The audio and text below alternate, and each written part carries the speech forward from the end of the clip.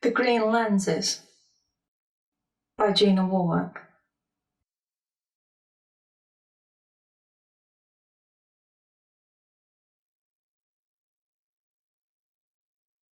She looks towards me with disdain.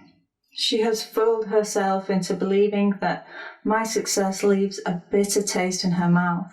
Really, though, it is her saliva that has always contained a naturally horrid taste. She is incapable of removing her green lenses and viewing the world without a jealous gaze, since bitterness has become a defining aspect of her personality. Those lenses make it impossible for anyone to perceive the process of success. They focus only on the sweet results and ignore all the steps that were taken. While learning to fly, I constantly fell to the earth as the world's most persistent failure.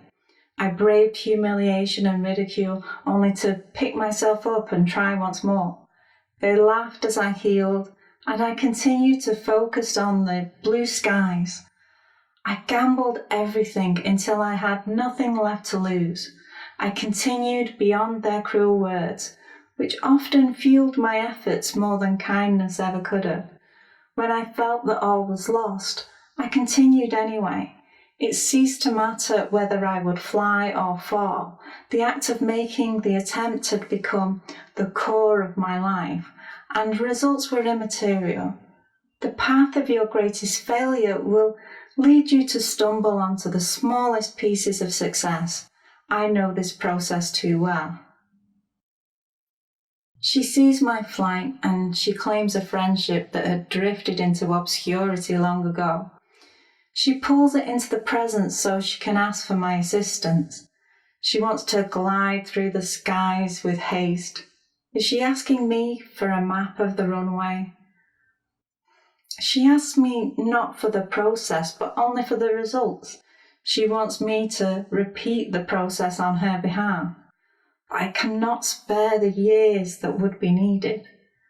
Does she honestly believe that another should carry her into flight?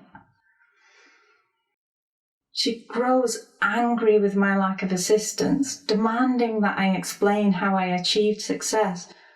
Through her green lenses, she cannot see the truth behind my words. I tell her that she must be persistent, she must work hard, and she must accept failure and humiliation, because she will greet them many times. I tell her that she must hold on to hope, because eventually something will work. She looks at me with surprise and yells words that I choose not to repeat. I sense that she feels betrayed, as though I am hiding what is rightfully hers. I've given her the map that she so clearly desires, and I'm greeted with visceral hatred. She slams each door as she defiantly walks away. From a distance, I can hear her speak of the stupidity of flight, which she now condemns as nonsense. Then she talks of the magnificent grace that only walking can provide. She asks why anyone would choose to do anything else.